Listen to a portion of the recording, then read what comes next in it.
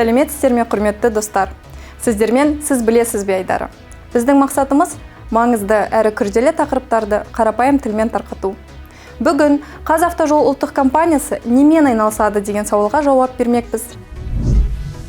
Қазавтожол ұлттық компаниясы 2013 жылы құрылып, еліміздегі республикалық маңызы бар жолдарды салумен, сонымен қатар күтіп ұстаумен айналысады. Ал республикалық маңызы бар жолдарға қандай жолдар жатады деген сауалға жауап берсек, республикалық маңызы бар жолдар дегеніміз ел ішіндегі қалаларды бір-бірімен қосатын жолдар. Еліміздегі республикалық маңызы бар жолдардың жалпы ұзындығы 25 000 шақырым.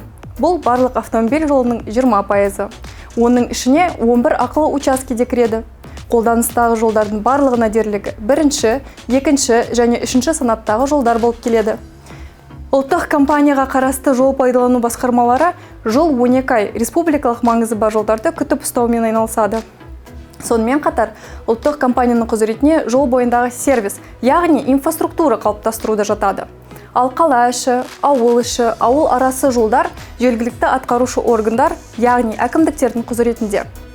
Ел тұрғындары Қазавтожол ұлттық компаниясына қатысты барлық сұрақтарды, өтініштерді немесе ұсыныстарды 1403 нөміріне қоңырау шалып, немесе Facebook, Instagram, интернет желісіндегі ресми парақшаларға тікелей жолдай алады.